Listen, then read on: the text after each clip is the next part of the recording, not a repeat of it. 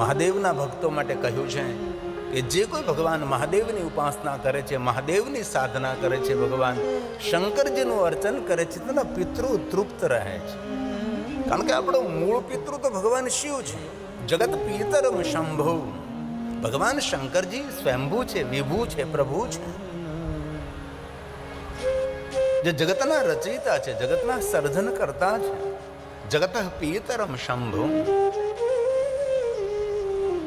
જે મનુષ્ય ભગવાન મહાદેવનું આરાધન કરે, ભગવાન શંકરજીનું પૂજન કરે, ભગવાન શંકરજીને અભિષેક કરે, જલાભિષેક કરે છે, એ મનુષ્યના પિતરો બધા તૃપ્ત રહે છે. તેના પરિવારમાં પિતરોની અતૃપ્તિ ન હોય. તેથી કોઈ પણ સંપ્રદાયમાં, કોઈ પણ વિચારધારામાં આપણે જોડાયેલા હોય, પણ આપણા પિતરોને તૃપ્ત કરવા, આપણા પિતરોને રાજી કરવા, પ્રસન્ન કરવા હોય, ઘરમાં દરેક પ્રકારની તૃપ્તિ પ્રાપ્ત કરવી હોય તો મનુષ્ય માત્ર એ ભગવાન મહાદેવની સાધના, મહાદેવની ઉપાસના, ભગવાન શિવજીનું અર્ચન પૂજન અવશ્ય કરવું જ જોઈએ. આપણા ભારત દેશની અંદર વિવિધ પ્રકારે સંપ્રદાયો છે, વિવિધ પ્રકારે વિચારધારાઓ છે. તેથી આપણે સૌ વહેંચાયેલા છીએ, વિચારોથી વહેંચાયેલા છીએ. કોઈ પણ સંપ્રદાયમાં, કોઈ પણ પરંપરામાં શિવ આપણા સૌનું મૂળ છે. શિવ આપણા સૌનો પિતા છે. શિવથી જગત સર્જન છે, શિવથી જગત સંચાલિત છે અને શિવથી જગત સુરક્ષિત છે. તેથી જેના જીવનમાં ભગવાન મહાદેવની ભક્તિ નથી, ભગવાન શંકરજીનું અર્ચન પૂજન નથી, તેનું જીવન જ નથી. તેથી ભગવાન મહર્ષિ વેદવ્યાસજી કહે છે કે હે મહાદેવ, આપ જગતના પિતા છો, જગત સર્જન કરતા છો, પિતરમ. આપણે સૌના પિતૃ ભગવાન શિવ છે. તેથી ભગવાન મહર્ષિ વેદવ્યાસજીની સુંદર રચના છે. આ શંકરજીની વંદના છે. શિવમાં આપણા ગ્રંથમાં પ્રવેશ છે. હું તો મધ્યસ્થી છું, એક શિક્ષક, એક ટીચરનું કામ કરું છું. ભગવાન મહર્ષિ વેદવ્યાસજીએ જે શિવમાં આપણા ગ્રંથમાં કહ્યું, આપ સુધી સંદેશ પહોંચાડવાનું એક કાર્ય છે. તેથી ભગવાન મહર્ષિ વેદવ્યાસ શિવજીને પ્રણામ કરે છે, ભગવાન મહાદેવની વંદના કરે છે. જગત પિતરમ શંભો જગતો માતરમ શિવા. આપણા સૌની માતા ભવાની છે, આદ્ય શક્તિ છે. સંપૂર્ણ જગતના રચયિતા ભગવાન શિવ અને શક્તિ છે. ભગવાન શિવ અને શક્તિનો વિસ્તાર એ આ વિશ્વ છે, આ જગત છે, આ દુનિયા છે. આપણે સૌની માતા ભવાની છે, આદ્ય શક્તિ છે, અંબા છે, પરાંબા છે, જગદંબા છે. માતા છે પાર્વતી દેવી, પિતા દેવો મહેશ્વર. આ વાત અકાટ્ય છે. આ વાતને કોઈ કાપી ન શકે, આ વાતનું કોઈ ખંડન ન કરી શકે. કોઈ મનુષ્ય એમ કહે કે શિવ મારો પિતા નથી તો એ મનુષ્ય જ નથી. કોઈ એમ કહે કે માતા જગદંબા, અંબા, પરાંબા, આદ્ય શક્તિ મેરી માં નથી તો એ મનુષ્ય જ નથી. તેથી માતા છે પાર્વતી દેવી, માતા છે પાર્વતી દેવી, પિતા દેવો મહેશ્વર, બાંધવ શિવ સ્વદેશો ભુવન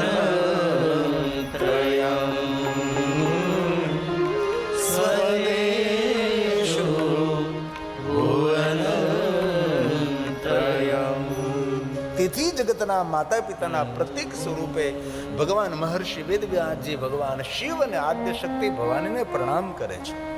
માતરમ શિવામ, વિશ્વનું જે કલ્યાણ કરનારી છે માતા ભવાનીની વંદના છે.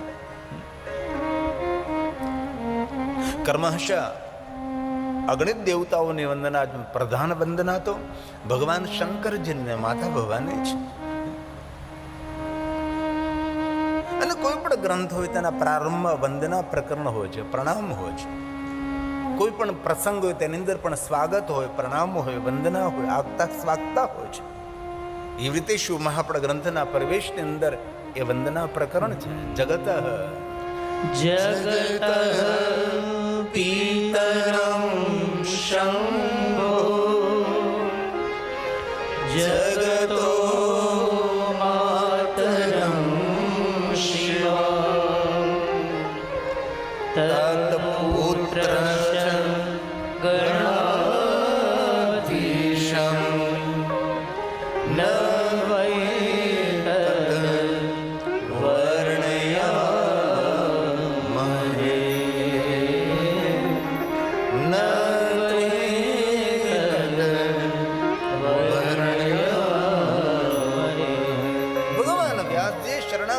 સ્વીકાર કર્યો છે. ભગવાન મહાદેવજી, હું આપના ગુણ ગાવાનો પ્રયાસ કરું છું, પણ વિશ્વના કોઈ દેવતાઓ પણ આપના પૂર્ણ રીતે ગુણગાન ન કરી શકે. હું કઈ રીતે કરી શકું? આવો અસમર્થ ભાવ પ્રગટ કરી અને ભગવાન મહર્ષિ વેદવ્યાસજી શિવ મહાપડ ગ્રંથનો પ્રારંભ કરે છે. ધર્મક્ષેત્રે મહાક્ષેત્રે ગંગા કાલિંદી સંગમે પ્રયાગે પરમ પૂર્ણે બ્રહ્મલોકસ્ય વર્તમાને. પ્રયાગ તીર્થમાં શયનકાદી મહાત્માઓ સૂતજીની આગળ જિજ્ઞાસાઓ વ્યક્ત કરે છે. હે સૂત પુરાણજી, મહાભાગ્યવાન છો. અમે સૌ આપના માટે શુભ ભાવ શુભ વિચાર પ્રગટ કરીએ. ચિરંજીવો ભવ, સુખી ભવ. કથા સાંભળનાર ઋષિઓ, કથા સાંભળનાર મહાત્માઓ, કથા કહેનાર સૂત પુરાણજીને આશીર્વાદ આપે છે. આપના મુખે તમે ભગવાન મહાદેવની કથાનું શ્રવણ કરી રહ્યા છો. અમે શું આપના માટે આશીર્વાદ આપીએ છીએ. મનુષ્ય માત્રને શાંતિ આપનારી, જગતને સુરક્ષિત રાખનારી અને સૌનું મંગલ અને કલ્યાણ કરનારી શંકરો પરમામ કથા.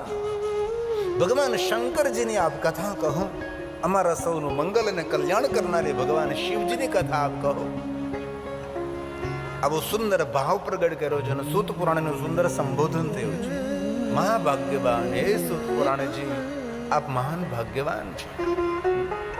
એક એક શ્લોક મહાદેવની પૂજા છે. આ સંપૂર્ણ શિવ મહાપડ ગ્રંથ દેવલિપિ દેવભાષા સંસ્કૃતમાં છે. આપણા તો સૌના ભાગ્ય છે કે આપણને કોઈને સંસ્કૃત આવડતું નથી.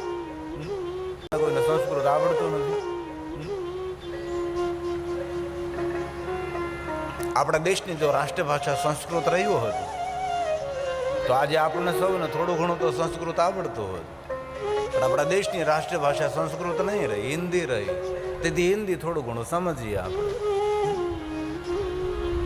તો કથા સાંભળનાર શયનકાદી મહાત્માઓએ સૂત પુરાણનું સુંદર સંબોધન કર્યું છે. મહાભાગ્યવાન ચિરંજીવ આવો સુંદર ભાવ પ્રગટ કરી કથા સાંભળવા માટેની ઈચ્છાઓ પ્રગટ કરે છે. સૂત સૂત મહાભાગ. કથા સાંભળનાર, કથા કહેનાર એ ભાગ્યવાન નથી, એ મહાભાગ્યવાન છે. અને આ શિવ પુરાણ નથી, શિવ મહાપુરાણ છે. કારણ કે મહાદેવનું પુરાણ છે. દેવતાઓની સાથે જોડાયેલી દરેક વસ્તુને આગળ આપણે મહાશબ્દ ન જોડી શકીએ, પણ શંકરજીના પૂજનને આપણે મહાપૂજન કહીએ છીએ. શંકરજીની આરતીને મહાઆરતી કહીએ છીએ. અને ભગવાન મહાદેવની કથા સાંભળવાથી પુણ્ય ન મળે, મહાપુણ્ય મળે છે. ભગવાન શંકરજીની કથા એ અદ્ભુત અને મહાઅદ્ભુતામ કથા.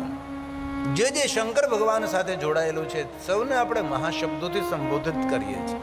તેથી કથા કહેનાર સૂત પુરાણજીને કહે છે આપ મહાભાગ્યવાન છો. એ સૂત પુરાણજી, સૂત સૂત મહાભાગ. એ મહાભાગ્યવાન સૂતજી, ચિરંજીવ સુખી ભવ. કેવો સુંદર ભાવ કર્યો. અને બીજા પ્રત્યે જે ભાવ પ્રગટ કરીએ ને એ આપણા માટે પહેલા ફલિત થાય. આપણે સુખી થવું હોય તો બીજાને સુખી કરવાનો ભાવ રાખો. જીવનમાં આપણે સફળ થવું હોય તો બીજાને સફળતાનો આપણે ભાવ રાખી કે સૌને ભગવાન સફળતા આપે. બીજા માટે જે આપણે સંકલ્પ ને કલ્પનાઓ કરીએ આપણા માટે એ કલ્પનાઓ સાકાર બને છે. જેવા આપણા વિચાર એવું આપણું જીવન નિર્માણ થાય છે. તેથી સકારાત્મક જીવવું કે નકારાત્મક જીવવું આપણા હાથમાંની વાત છે. સકારાત્મક જીવન એ પુણ્ય આપનારું હોય, નકારાત્મક જીવન એ પાપને પ્રગટ કરનારું, પાપ આપનારું, પીડા આપનારું જીવન હોય છે.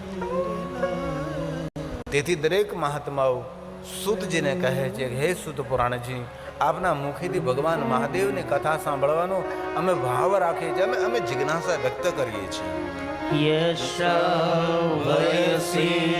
નસ્તાત શંકરો પરમાં કથા શંકરો પરમાં કથા. ભગવાનની કથા શું આપે છે? ભગવાનની કથા શાંતિ આપે છે. શંકરો પરમામ કથા. અને દિલથી એક વાતને યાદ રાખવી કે શિવજીના ભજન વગર આ દુનિયામાં કોઈને શાંતિ મળી નથી અને મળવાની પણ નથી. શાંતિ સ્તેન વિના નહીં. ભગવાન શિવના ભજન વગર આ દુનિયામાં કોને શાંતિ મળે છે? તેથી જે માણસે શાંતિની ખોજ કરવી હોય તેને ભગવાન શિવજીની ઉપાસના કરવી, મહાદેવની ઉપાસના કરવી. શંકર ભગવાન એવા એક શ્રેષ્ઠ દેવ છે કે દરેકને શાંતિ આપે છે. સંપત્તિ તો ભગવાન શંકરજી પોતાની ભ્રુકુટી માત્રથી આપે છે. ભવદ ભ્રુ પ્રણહિતા. પોતાના ભ્રુના ઈશારા માત્રથી દેવતાઓને એટલો વૈભવ આપ્યો છે, દેવતાઓને એટલી સમૃદ્ધિ આપી છે. ભગવાન શંકરજી સમૃદ્ધિ પણ આપે ને બુદ્ધિ પણ આપે છે અને સદબુદ્ધિ પણ આપે છે. પ્રશ્ન તો એ છે કે શંકરજી શું ન આપી શકે એ મોટો પ્રશ્ન છે. જેને જીવનમાં સામર્થ્ય હાંસલ કરવું હોય તેને ભગવાન શંકરજીનું ભજન કરવું. બલ, બુદ્ધિ, વિદ્યા, જ્ઞાન, તપ, સાધના, યોગ, વૈરાગ્ય, જ્ઞાન સબ કુછ ભગવાન મહાદેવ આપે છે. પ્રભુ સમર્થ સર્વજ્ઞ શિવ પ્રભુ સમર્થ સર્વજ્ઞ શિવ સકલ કલા ગુણધામ જોગ જ્ઞાન વૈરાગ્ય નિધિ જોગ જ્ઞાન વૈરાગ્ય નિધિ પ્રણત કલ્પતરુના પ્રભુ સમર્થ સર્વજ્ઞ શિવ. ભગવાન મહર્ષિ વેદવ્યાસજીએ શિવમાં આપણા ગ્રંથમાં પ્રારંભ કર્યો છે. ગ્રંથના પ્રારંભમાં પહેલા નારદજીની કથા છે, જે રામચરિત માનસમાં પણ કથા છે અને અન્ય પુરાણોમાં પણ કથા છે. એક શ્લોકમાં નારદનો પરિચય કરાયો છે. નારદ કોણ છે? તો કે બ્રહ્મપુત્ર વિનતાત્મા, બ્રહ્માજીના પુત્ર છે ને આત્મજ્ઞાની પણ છે અને પ્રસન્ન રહેનારા છે. આવા નારદજી છે. નારદ કોણ છે? તો કે મુનિઓમાં શ્રેષ્ઠ નારદ છે. નારદ મુનિ સતમ, મુનિઓમાં શ્રેષ્ઠ નારદ છે. એક સમયે નારદના મનમાં એક વિચાર પ્રગટ થાય છે. કેવો વિચાર? તો કે તપો અર્થ મન આદધે, મારે તપ કરવું છે. સુંદર વિચાર પ્રગટ થયો. એક સમયે આ ઘટના બને છે અને ભગવાન મહર્ષિ વેદવ્યાસજી જ્યારે કથાનો પ્રારંભ કરે ત્યારે એ પ્રથમ લગે કે એક સમય અંતરે આવું થયું હતું. જેવી રીતે રામચરિત માનસમાં એક વાર કોઈ પણ કથાનો પ્રારંભ થાય એક બાર, એમ શિવમાં આપણા ગ્રંથને એક સીમાનંતરે એક સમય આ ઘટના બની હતી. ત્યાંથી નારદજીની કથાનો પ્રારંભ થાય છે અને ભગવાન મહર્ષિ વેદવ્યાસજી બોલે છે, તસ્મિન સમયે વિપ્રા. એક સમયે વિપ્રા. કોણ વિપ્રા? કોણ બ્રાહ્મણ? તો કહ્યું નારદો મુનિ સતમા. મુનિઓમાં શ્રેષ્ઠ નારદજી. તો નારદજી કોણ છે? તો કહ્યું બ્રહ્મપુત્રો વિનિતાત્મા. જે આત્મજ્ઞાની છે, જેમનો સ્વભાવ રમૂજથી ભરેલો છે, સ્વયં આનંદમાં રહે છે ને સૌને આનંદમાં રાખે છે. આવા નારદજી છે, બ્રહ્માના પુત્ર છે. અને બ્રહ્માના પુત્ર નારદજીના મનમાં એક સુંદર વિચાર ઉદ્ભવ્યો છે. કેવો વિચાર? તપો અર્થ મન. નારદજીનું મન કહ્યું છે કે મારે તપ કરવું છે. તો તપ કરવા માટે મારે ક્યાં જવું જોઈએ? એ સમયે નારદના માનસપટ પર એક વિચાર પ્રગટ થયો કે તપ કરવા માટે મારે હિમાલય જવું જોઈએ. અને નારદજી તપ કરવા માટે હિમાલય પહાડ પધારે છે. હવે હિમાલય તો આવી ગયો, પણ હિમાલયમાં જેને ક્યાં સ્થાને બેસીને તપ કરવું, તેથી નારદજી તપસ્થલીની શોધમાં છે. પહાડોની કંદરાઓ, સુંદર સુંદર વેલી, ઘનઘોર જંગલ, મોટી મોટી ચટ્ટાનો, પહાડો, પર્વતો, વાદળો સાથે વાતો કરે, રજત પહાડો, બરફથી ઘેરાયેલા, બરફથી ઢંકાયેલા પહાડો, દિવ્ય શીતલ હવા, સુંદર શાંત નીરો વાતાવરણ. નારદજી યાત્રા કરતા કરતા એક સ્થાન પર નારદજીનું મન લાગે છે. ત્યાં સુંદર ગુફા છે, દિવ્યતાથી ભરેલી છે. સુંદર સરિતા છે, સરિતાના તટ પર છે. અતિ શોભાયુક્ત ગુફા છે. આ સ્થાન મારા માટે યોગ્ય છે. નારદજી સુંદર સ્થાનની શોધ કરે છે અને સુંદર ગુફાની અંદર બેસીને નારદજી તપસ્યાનો પ્રારંભ કરે છે. અને જે સ્થાન પર નારદજી બેઠા છે એ સ્થાનનું એક શ્લોકમાં સુંદર વર્ણન કર્યું છે કે નારદજી ક્યાં સ્થાને બેઠા છે, કેવી સુંદર એ ગુફા છે. હિમશૈલ ગુહા, હિમાલય પહાડ પર એક સુંદર ગુફા છે. અને ગુફા કેટલી સુંદર છે જેને શોભાનું કોઈ વર્ણન ન કરી શકે. અતિ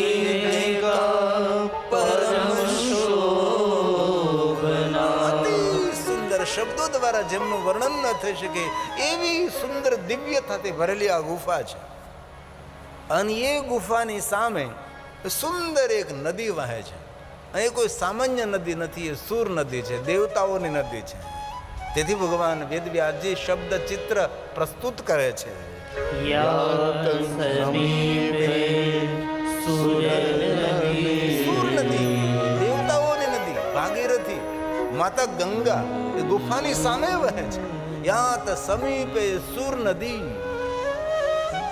અને હિમાલય પહાડની ગંગા ધીરે ધીરે ન ચાલે, હિમાલય પહાડની ગંગા વેગથી ચાલે છે.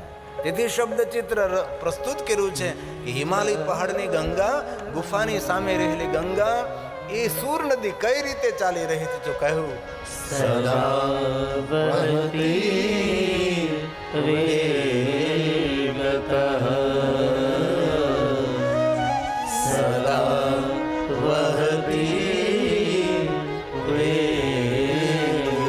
વેગથી જલ પ્રવાહ વહે છે. આમાંથી ઘણા ચાર ધામની યાત્રા કરી, બદ્રી, કેદાર, ગંગોત્રી, યમનોત્રી. હિમાલય પહાડની ગંગા ધીરે ધીરે ન ચાલે, હિમાલય પહાડની ગંગા વેગથી ચાલે છે.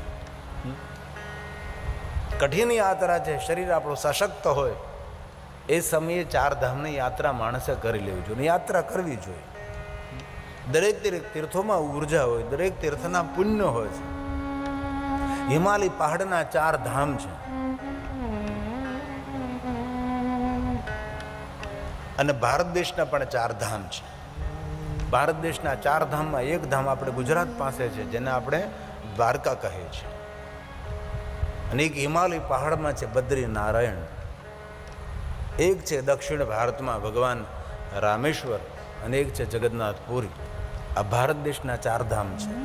હિમાલય પહાડના ચાર ધામ છે ગંગોત્રી, યમનોત્રી, બદ્રી અને કેદાર. એવું નથી કે હિમાલય પહાડ પર ચાર ધામની જે યાત્રા છે, હિમાલય પહાડ પર એટલા તીર્થો છે ને કે જીવન આખું આપણે જો કાઢી નાખીએ તો હિમાલય પહાડને જે તીર્થો છે એની યાત્રા પૂર્ણ થાય. એટલા તીર્થો છે. દરેક ઋષિઓની તપસ્થલી છે, દરેક દેવતાઓની તપસ્થલી છે. અગણિત ભગવાન મહાદેવના લિંગ સ્વરૂપો હિમાલય પહાડમાં છે. કોઈ ઋષિઓ નથી જે ઋષિને હિમાલય પહાડમાં જઈને જેને તપ ન કર્યું, કારણ કે તપસ્થલી હિમાલય પહાડ છે. નિર્જન સ્થાન હોય છે, નિર્જલ ન હોય, કારણ કે હિમાલય પહાડમાં જલ બહુ છે, પણ જનસંખ્યા પહેલા ઓછી હતી. હવે તો હિમાલય પહાડ હોય તે માણસોથી ભરાઈ ગયો છે. આમ રાત્રે જોયું તો એમ લાગે કે આ પહાડ ઉપર એટલા બધા ટમટમિયા કે પણ એટલા ગામ, એટલી વસ્તી પહાડ ઉપર વધી રહી છે. પહાડનું વાતાવરણ પણ ખોરવાઈ રહ્યું છે. ત્યાંની પણ પ્રકૃતિને આપણે હાનિ કરી રહ્યા છીએ. સુંદર ગંગાનો કલબલાટ છે. પહાડો પર સુંદર સુંદર વૃક્ષો છે, જ્યારે પહાડો ઊંચા હાથ કરીને વાદળોને રોકવાનો પ્રયાસ કરતા હોય, સુંદર શીતળ હવા છે, દિવ્ય સ્થાન છે. નારદજી જે ભૂમિ પર બેઠા છે તે ભૂમિનું દિવ્યતાથી વર્ણન કર્યું છે. आइए 2 मिनट के लिए हम माता गंगा को याद करेंगे भाव से और आदर के साथ. कोई मानसों में कहे कि गंगाનું સ્નાન કરવાથી માણસનું પુણ્ય મળે. નહીં નહીં, સ્વયં શંકર ભગવાને કહ્યું કે ગંગાજીને યાદ કરવા માણસથી માણસને પુણ્ય મળે છે. પ્રારંભ કર્યો છે. વિચારોના ચક્રોને શાંત કરી નારદજીએ સમાધિ લગાવી છે. ચક્રે મુનિ સમાધિ પૂરી એક મનોવૈજ્ઞાનિક પ્રક્રિયા છે. સમાધિ બુદ્ધિનો વિરામ, બુદ્ધિનો વિશ્રામ. ધી બુદ્ધિ, બુદ્ધિ સાથે કોઈ પણ કામ નહીં, કોઈ વિચારોના તરંગો નહીં. માણસ પોતાના જીવનમાં વિચારોથી થાકી જતો હોય છે. તેથી ધ્યાન જીવનમાં બહુ આવશ્યક છે. માણસ શરીરથી ઓછો રોગી બને છે, વિચારોથી માણસ વધારે રોગિષ્ઠ બને છે. કારણ કે જેવા જેવા વિચારો આપણે કરીએ તેવું રાસાયણ આપણા શરીરમાં બનવા લાગે છે. તેથી જીવનમાં વિચાર ક્રાંતિ બહુ આવશ્યક છે, બહુ જરૂરી છે.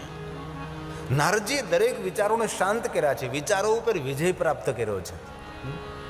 આપણે જીવનમાં કેવા વિચારો કરીએ છીએ એના પર આપણું જીવન નિર્માણ થાય છે. માણસે દરેક વસ્તુ ઉપર ભણવું જોઈએ, દરેક વાંચન હોવું જોઈએ. 24 કલાકમાંથી 1 કલાક તો સારા પુસ્તકોના અધ્યયન માટે માણસે કાઢવી જોઈએ. અને માણસ વાંચતો જ નથી. આજનો માણસ પુસ્તક પ્રેમી નથી, એટલે મસ્તિષ્કનો રોગી બને છે. આજે માથાનો રોગ થાય કારણ કે તેનું મન એકાગ્ર નથી થતું, તેનું મન સ્થિર થતું નથી. જે માણસનો સ્વભાવ ઉગ્ર હોય ને તે માણસે વધારે વાંચન કરવું જોઈએ. ઉગ્ર સ્વભાવ તેનો નમ્ર બને છે. વિચારો પર વિજય મેળવવા માટે શ્રેષ્ઠ કોઈ ઉપાય હોય તો શ્રેષ્ઠ પુસ્તકોનું વાંચન છે. સારા પુસ્તકો ઘરમાં વસાવવા જોઈએ, સારા પુસ્તકો ઘરે રાખવા જોઈએ. ધર્મગ્રંથોનું વાંચન કરવું જોઈએ. ધર્મગ્રંથો ન સમજાય તો તેનું વ્યાકરણ, તેનું વિવરણ કરેલું હોય તેનું વાંચન કરવું જોઈએ. એટલું બધું આ દુનિયામાં લખાણું છે, એક જન્મ નહીં અનેક જન્મો લઈ તો પણ લખાયેલું આપણે વાંચી ન શકીએ એટલું જીવન ઉપયોગી લખાણું છે. પહેલા માણસ વાંચનનો શોખીન હતો, આજે માણસ વાંચવાનું છોડી રહ્યો છે.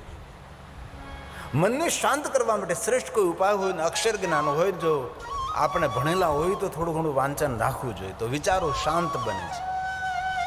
નારદજીએ પોતાના વિચારોના ચક્રનો શાંત કરી નારદજીએ સમાધિ લગાવી છે. વિજ્ઞાનમ ભવતી બ્રહ્મ, આ મોટું વિજ્ઞાન છે. અને પોતાની સ્વયંનો સાક્ષાત્કાર કર્યો છે, ભગવાનનો નહીં. અને આપણી સનાતની પરંપરા સ્વને ઓળખવાની પરંપરા છે, ભગવાનને ઓળખવાની પરંપરા નથી. આપણે જાતને આપણે ઓળખતા નથી ને ભગવાનને ઓળખવા આપણે નીકળ્યા છીએ. આપણે પરમાત્માની ખોજ નથી કરવાની, આપણે આપણી ખોજ કરવાની છે કે હું કોણ છું, મારું નિજ સ્વરૂપ કયો છે. નારદજીએ પોતાને સ્વયંનો સાક્ષાત્કાર કર્યો છે. પોતાના સ્વયંનો સાક્ષાત્કાર કરવો એ જીવનનું શ્રેષ્ઠ મોટું વિજ્ઞાન છે. તેથી મહર્ષિ ભગવાન વેદવ્યાસજીએ શિવમાં આપણા ગ્રંથ અંતર્ગત નારદજી માટે કહ્યું છે, ચક્રે મુનિ, ચક્રે મુનિ સમાધિ. શંકરજી સમાધિના દેવ છે, શંકરજી ધ્યાનના દેવ છે. આમ જો આપણે ગહેરાઈથી જોઈએ તો શિવાલય ધ્યાન કેન્દ્ર છે. શિવલિંગ એ વિચારોને કેન્દ્રિત કરવાનો શ્રેષ્ઠ એ કેન્દ્ર બિંદુ છે. એ સાક્ષાત બ્રહ્મ સ્વરૂપ છે. ભગવાન શિવજી કહ્યું, શિવલિંગ મારી આત્મા છે, એ મારું નિત્ય સ્વરૂપ છે, નિજ સ્વરૂપ પણ મારું છે. અને ભગવાન શિવની પૂજા એ પણ શિવનું એક ધ્યાન જ છે કે પૂજા કરી ત્યાં સુધી આપણું ધ્યાન, આપણું ચિત્ત, આપણા વિચારો ભગવાન શિવની અંદર રહે. તેથી આપણા ગ્રંથો જ્ઞાન અને વિજ્ઞાનથી ભરેલા છે, અજ્ઞાનતાને દૂર કરનારા છે, જીવનમાં અંજવાળું પાથરનારા આપણા ગ્રંથો છે. તેથી ભગવાન મહર્ષિ વેદવ્યાસ નારદજી માટે કહે છે, ચક્રે મુનિ સમાધિ.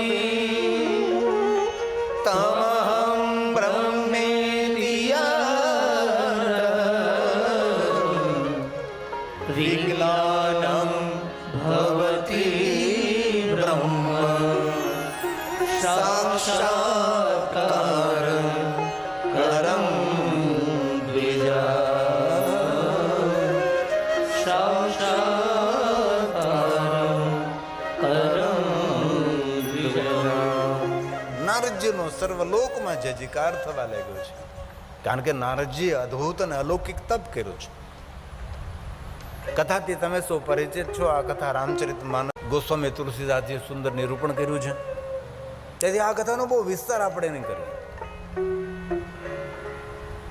ઇન્દ્ર પોતાના મિત્ર કામદેવને મોકલે છે. નારદજી ઉપર બહુ પ્રયોગ થાય છે, પણ કામદેવ નારદજીથી પરાજિત થાય. પણ કામદેવને યાદ આવ્યું કે આ ભૂમિનો પ્રભાવ છે, કારણ કે આ ધરતી પરના ગુફામાં ભૂમિમાં બેસી અને ભગવાન શંકરજીએ તપ કર્યો હતો.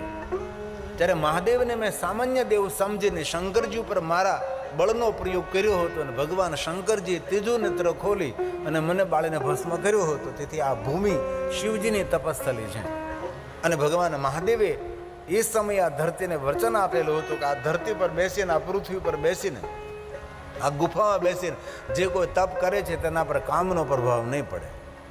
તેથી નારદજીથી પ્રભાવિત નહીં, પણ એ ભૂમિથી પ્રભાવિત કામદેવજી થયા છે.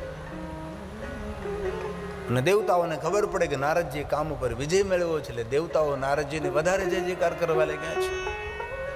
ચારો તરફ ઋષિ મુનિ દેવતા નારદનો જય જયકાર કરે છે. નારદની સમાધિ તૂટે છે, નારદજી ઊભા થાય, દેવતાઓ ઋષિ મુનિઓ નારદજીની જય જયકારને પ્રશંસા કરવા લાગે છે.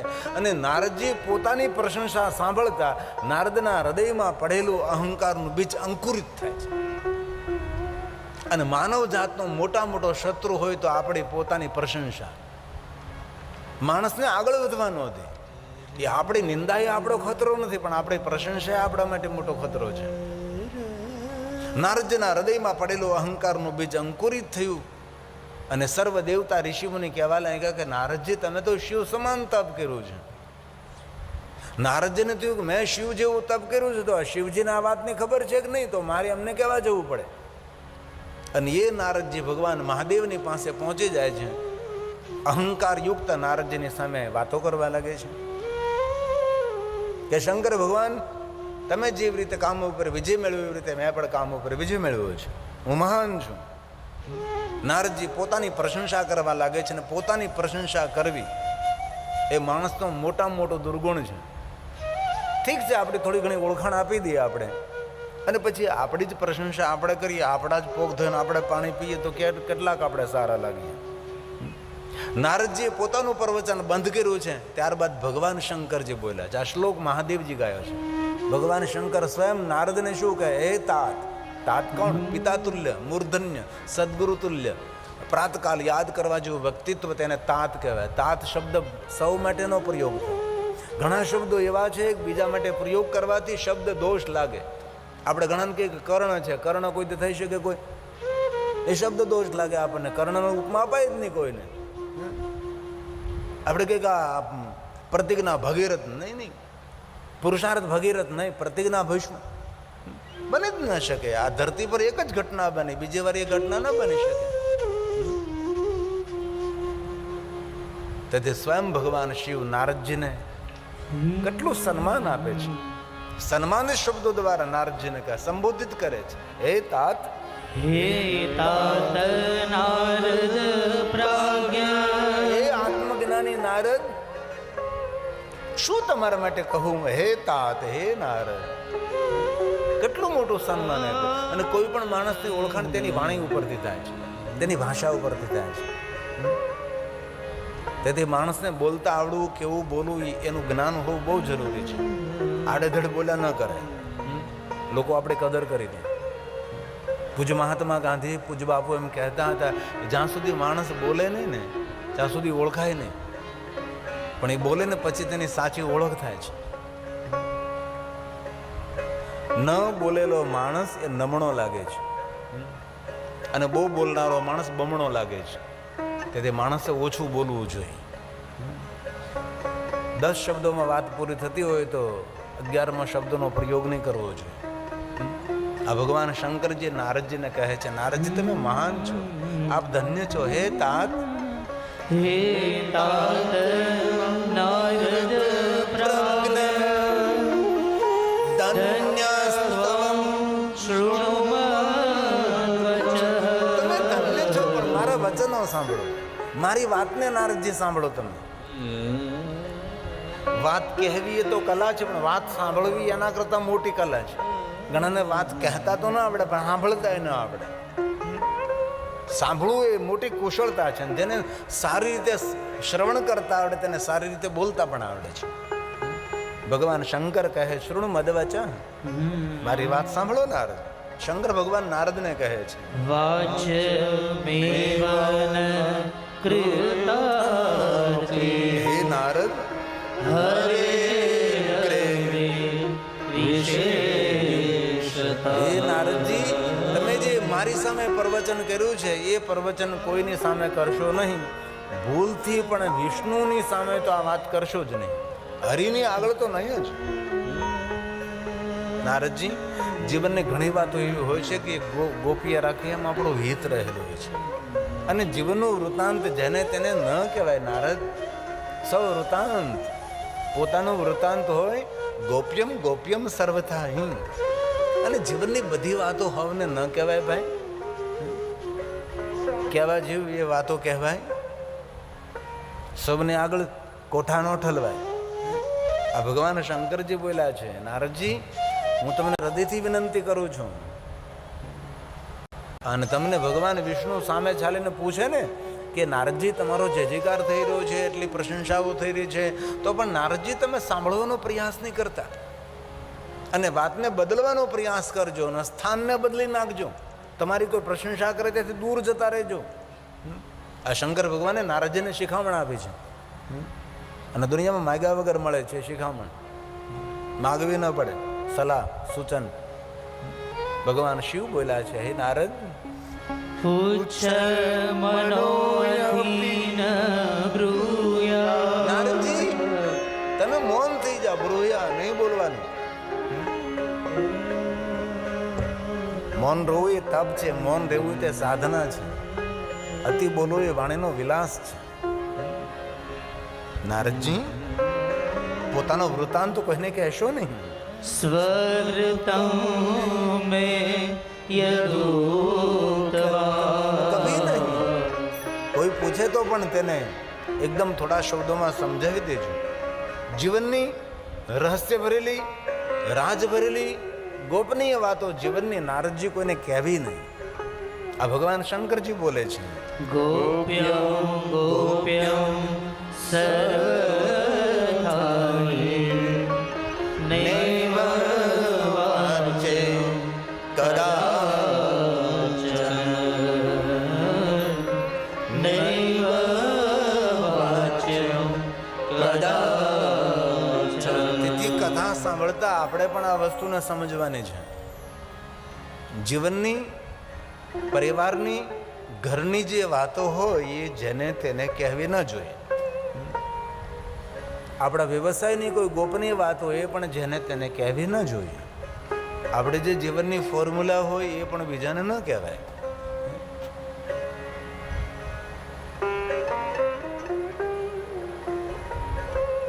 આપણું પોતાનું પ્રદર્શન ન કરાય, વિચારોનું પ્રદર્શન ન કરાય, સંપત્તિનું પ્રદર્શન ન કરાય, જીવનમાં દેખાડો ન કરાય.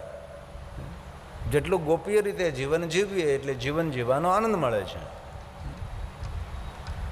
તેથી જીવનની ઘણી બધી વાતો હોય એ જેને તેને કહેવાની ન હોય.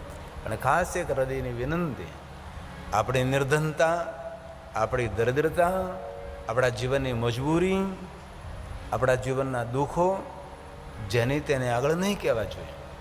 કારણ કે તમારી મજબૂરી તમે કોઈને દેખાડો તો આ દુનિયામાં આપણી મજબૂરીનો લાભ લેનારા માણસો બહુ જ હોય છે. તેથી આપણી મજબૂરી કોઈને ન કહેવી, આપણા જીવનના દુઃખો કોઈને ન કહેવાય. ઘણા માણસો બીજા આગળ પોતાના દુઃખના રોદડા રોયા જ કરે છે. ઘણાના આદત હોય, કોઈ પણ હોય એની આગળ આહું પડે, આંસુડા પડવા લાગે. અરે બધે શું જરૂર છે? ભૂલતી નહીં. કોઈ દી કોઠો ન ઠલવો કોઈની આગળ. મહત્વની વાતો ન કહેવી. દીકરાની વાત હોય, દીકરીની વાત હોય, વાત હોય, જીવનની કોઈ ગોપનીય વાત હોય જેને તેને આગળ ન કહેવાય. જરૂર કોઈ ડાયો માણસ હોય, કોઈ જ્ઞાની હોય, વિદ્વાન હોય, જે પેટવાળો માણસ હોય, પેટ એટલે વાસ્તવિક મોટું પેટ એમ નહીં, જે માણસ પોતાના પેટમાં આપણે દરેક વાતોને સંઘરી શકે છે, આવો કોઈ માણસ હોય જરૂર તેને આગળ આપણે આપણા જીવનની મૂંઝવણ ભરેલી વાતો કહી શકીએ. બાકી જેની તેને આગળ થોડું કહેવાય.